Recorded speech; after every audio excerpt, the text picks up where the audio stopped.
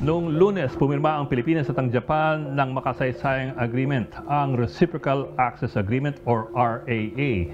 Sa ilalim po nito, papayagan ng mga sundalo ng dalawang bansa na magsagawa ng mga military drills at mga military operations. Pero sa unang tingin, mukha siyang lalabag sa mismong saligang batas ng Japan. Sa Article 9 kasi ng Konstitusyon ng Japan, bawal itong magkaroon ng sariling militar.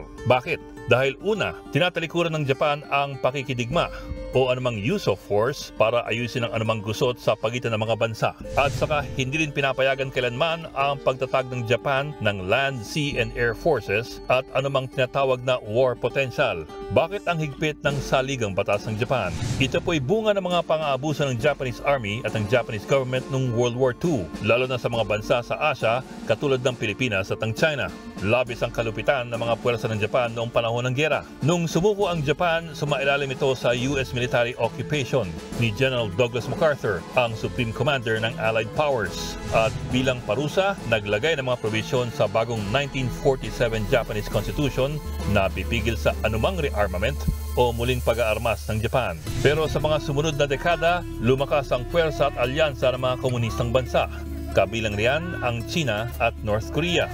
Kinabahan ng US na masakop ng mga komunista ang buong Asia kaya't gusto niyang bigyan ng mas malaking papel ang Japan.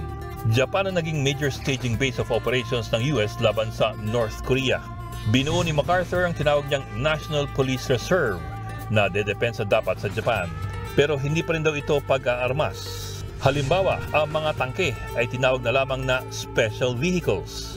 Taong 1954, ang National Police Reserve ay tinawag ng Japan Self-Defense Force na pangalan pa rin niya hanggang ngayon. Ngayon po, ang Japan Self-Defense Force ang isa sa mga pinakamalakas na puwersa sa buong rehiyon.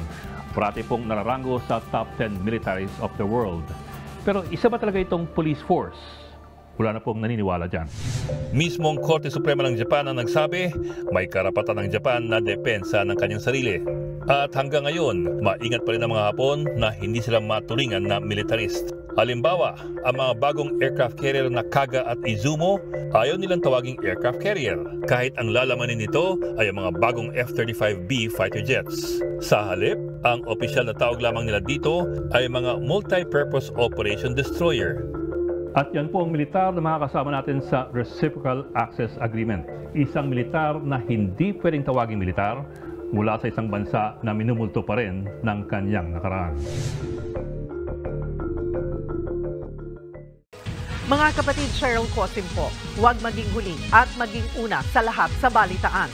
Para sa tuloy-tuloy na talakayang sa Frontline, mag-follow at mag-subscribe sa social media pages ng News 5.